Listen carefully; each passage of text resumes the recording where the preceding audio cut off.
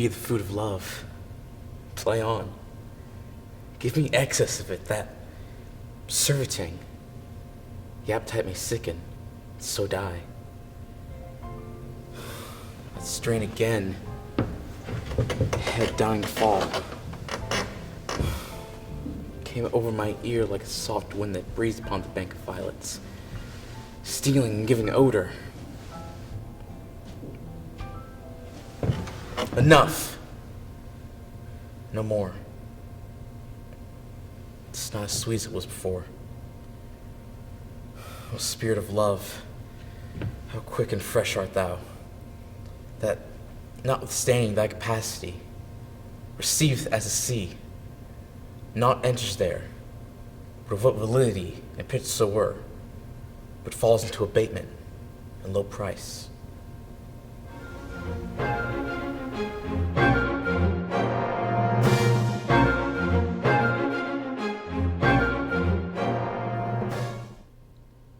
I see a vacant seat in the poor chimney corner,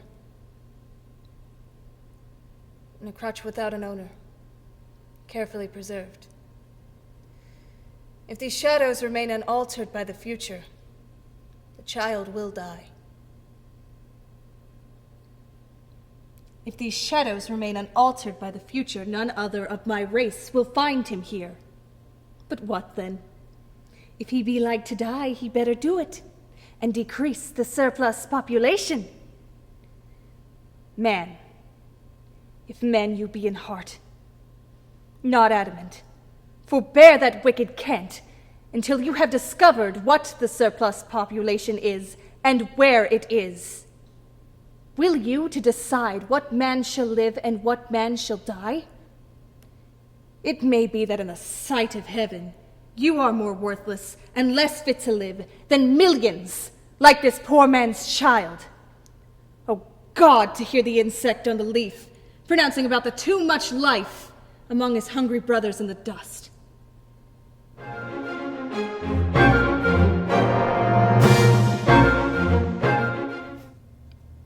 What else can I be when I live in a world such as fools as this? Merry Christmas? Out upon Merry Christmas. What is Christmas time to you but time for paying bills without money? Time for finding yourself a year older and not an hour richer. Time for balancing your books, having every item in them presented a dozen months presented dead against you. If I could have my will, every person who goes about Merry Christmas should be boiled in their own pudding and be buried with a stick of holly through their heart. They should. Humbug.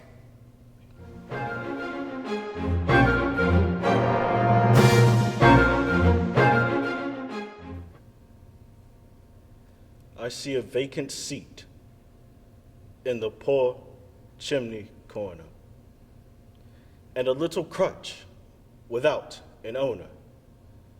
If these shadows remained unaltered by the future, the child will die. If he ought to die, he had better do it, and decrease the surplus population. Your very words, Scrooge. Decrease the surplus population. Man, if man you be in your heart, forbear thy wicked cant. Will you decide what men shall live and what men shall die? It may be in the eyes of heaven that you are more worthless and less fit to live than millions like this poor man's child. You have seen the spirit of Christmas bless this poor dwelling.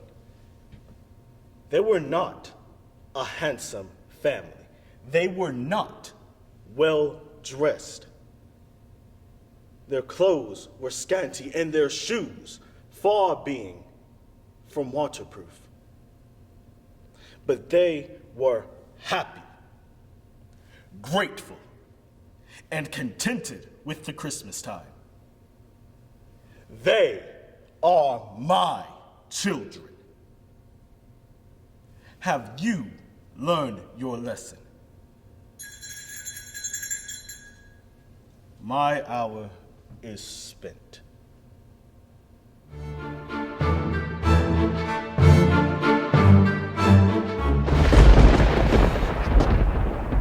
Blow, winds!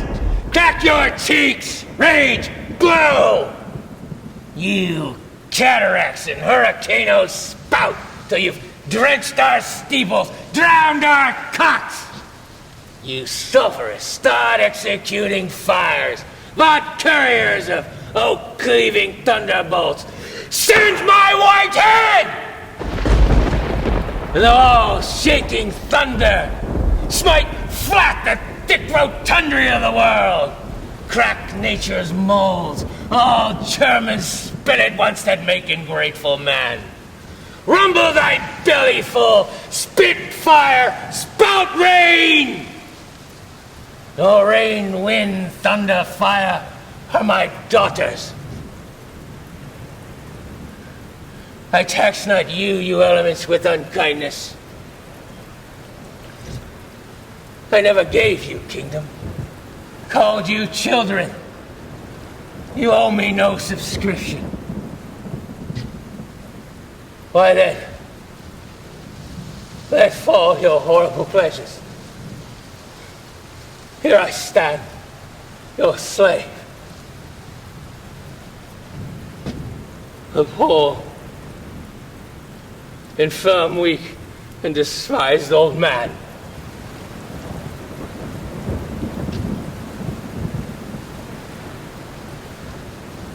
But yet I call you servile ministers. That will with two pernicious daughters joined your high engendered battles against a head so old and white as death!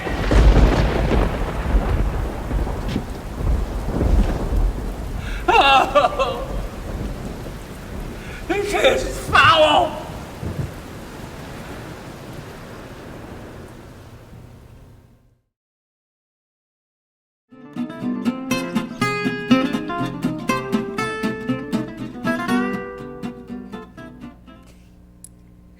Why, you dear silly boy. We've been engaged for the last 3 months. It will be exactly 3 months on Thursday. Ever since dear old Uncle Jack confessed to us that he had a younger brother who was very wicked and bad, you of course have formed the chief topic of conversation between Miss Prism and myself. And of course someone who is that much talked about is always very attractive. One feels there must be something in him after all. I dare say it was foolish of me, Ernest, but I fell in love with you. The engagement was actually settled the 14th of February last. Worn out by your entire ignorance of my existence, I determined to end the matter one way or the other, and after a long struggle with myself, I finally accepted you under this dear old tree here. The next day, I bought this little ring in your name, and this tiny bangle with true lover's knot that I promised you always to wear. Yes, you've wonderfully good taste, Ernest. It's the excuse I've often given for your leading such a bad life. And this is the box in which I kept all your letters. I remember only too well that I was forced to write your letters for you. I wrote 3 times a week and sometimes oftener, but the 3 you wrote me after I had broken off the engagement are so beautiful and so badly spelt that even now I can hardly read them without crying a little.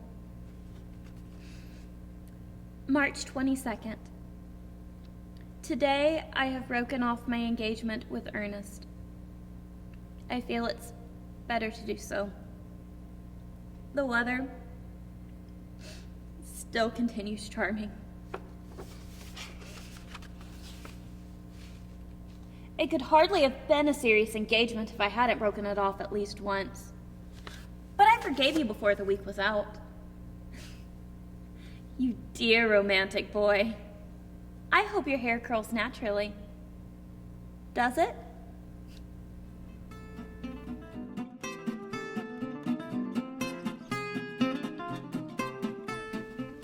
I simply have no intention of dining with Aunt Augusta tonight.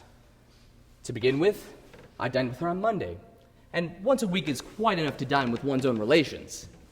Secondly, whenever I do dine there, I'm treated as a member of the family, and I'm either sent down with no women at all or two.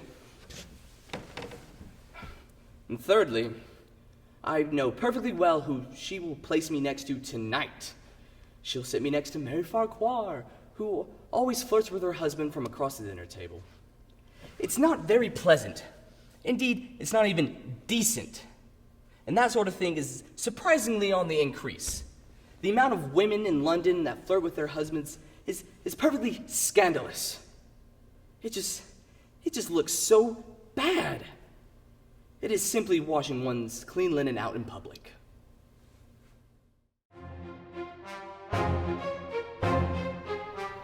You have done what you should be sorry for.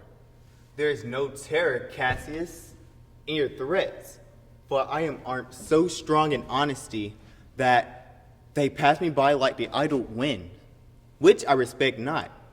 I did send to you for certain sums of gold, which you denied me. For I can raise no money by vile means. By heaven, I rather coin my heart and drop my blood for drachmas rather than to wring from the hard-working hands of peasants.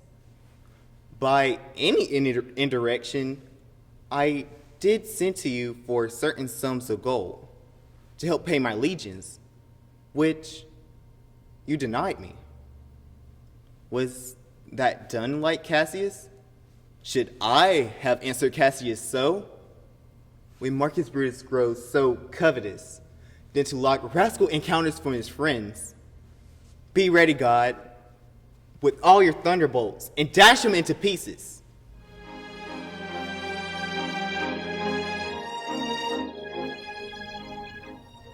He didn't say anything to me. His heart and soul is still hidden from me. But why do I feel so happy? I said to him, "You are refined, noble, and have such a gentle voice." I wonder, was that out of place? His voice vibrates and carries us. I can feel it in the air. I said to him about a younger sister. He didn't understand. Oh, how dreadful it is, I'm not beautiful. Oh, how dreadful it is, I'm not beautiful. I know it, I know it. Last Sunday, coming out of church, I heard them talking about me, and one woman said, "She's so kind and unselfish, but it's a pity she's so plain." So plain.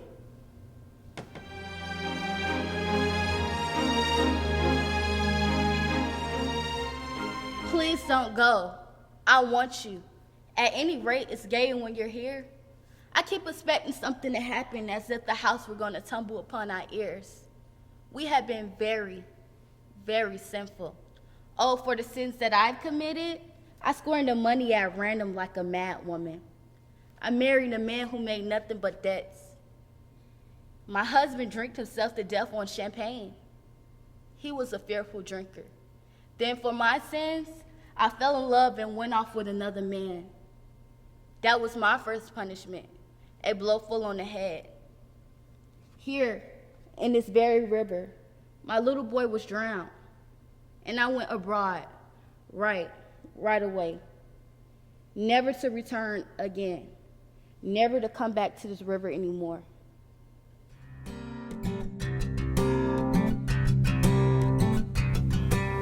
I belonged to the church in the party of Prohibition, and the villagers thought I died eating watermelon.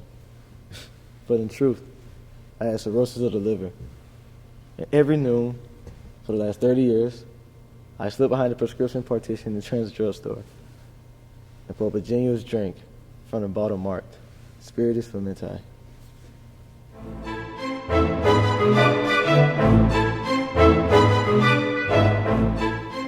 I may be pious, but I'm human too. With their celestial charms before his eyes, a man has not the power to be wise. I know such words sound strangely, coming from me, but I'm no angel, nor was I meant to be. And if you blame my passion, you must need your approach, as well as the charms on which it feeds. Your loveliness I had no sooner seen, and you became my soul's unrivaled queen. If, in compassion for my soul's distress, you'll stoop to comfort my unworthiness, I'll raise to you in thanks for that sweet manna, an endless hymn, an infant hosanna. With me, of course, there need be no anxiety, no fear of scandal or of notoriety. These young court gallants, whom all the ladies fancy, are vain in speech, in action rash and chancy. When they succeed in love, the world soon knows it. No favor is granted to them, but they disclose it. Men of my sort, however, love discreetly, and one may trust our reticence completely. My keen concern for my good name ensures the absolute security of yours. In short, I offer you, my dear Elmire, love without scandal, pleasure without fear.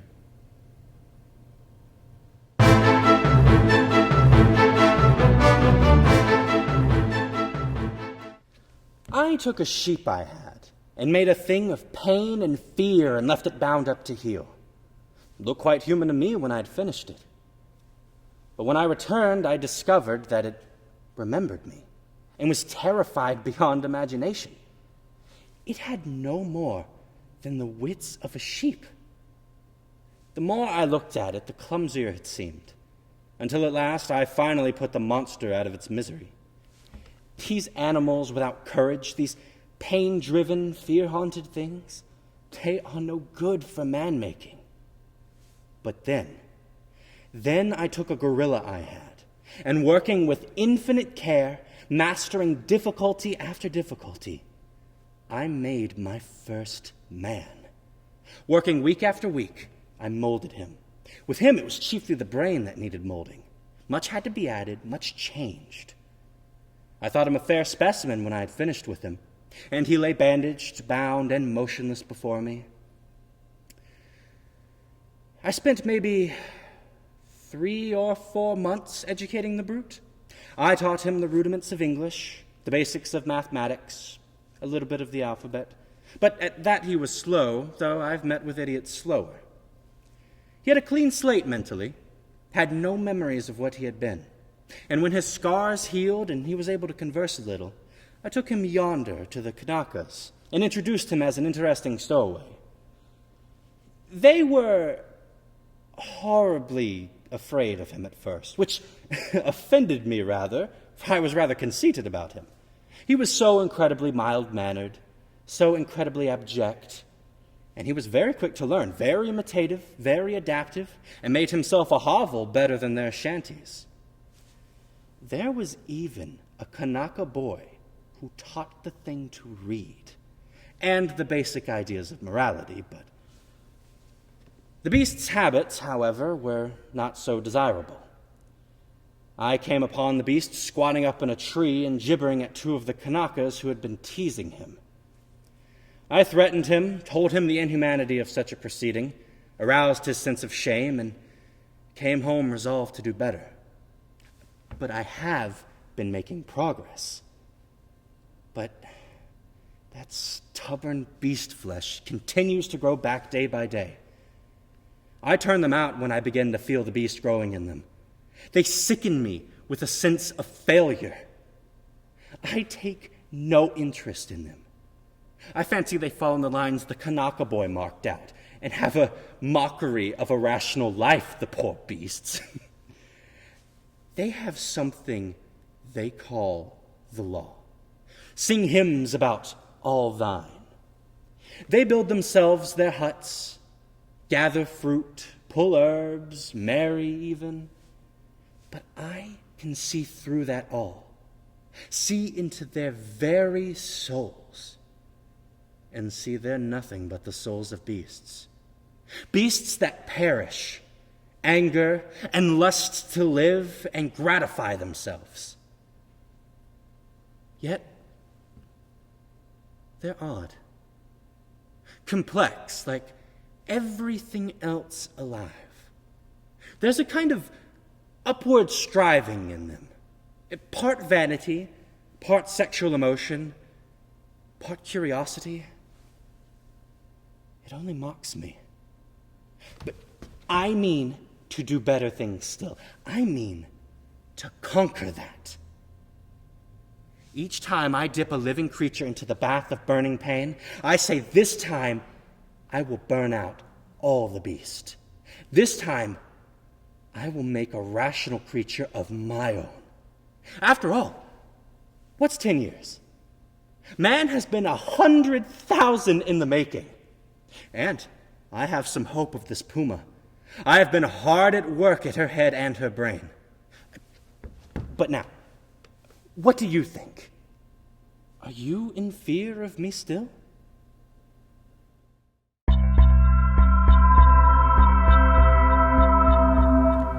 Let your compassion be moved, and do not disdain me. I was benevolent and good. Misery made me a fiend. Make me happy, and I shall again be virtuous. I have wandered through these mountains. I have ranged through their immense recesses, consumed by a burning passion which only you can gratify. We not part until you promise to comply with my request. I am alone and miserable. Man will not associate with me. But one as deformed and horrible as myself will not deny herself to me. My companion must be of the same species and have the same defects. A female. This being you must create.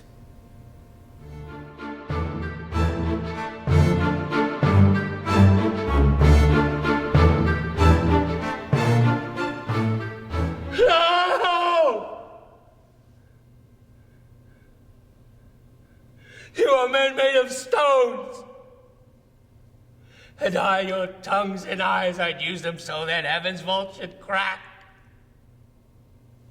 She's gone forever. I know when one is dead and when one lives. She is dead as earth. And mere looking glass, so that if her breath might miss to stain the stone, why then she lives. This feather stirs. She lives, if it be so.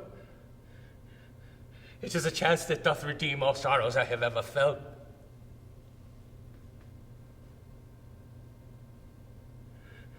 A plague upon you! Murderers! Traitors all! Cordelia! Cordelia, stay a little.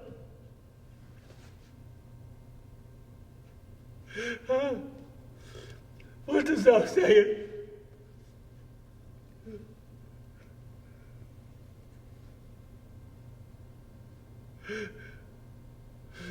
Her voice never stopped. Gentle and low. An excellent thing in woman. No life.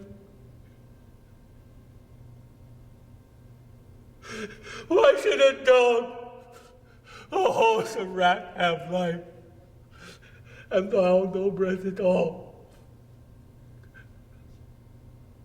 Oh, now, come no more. Never, never, never, never, never.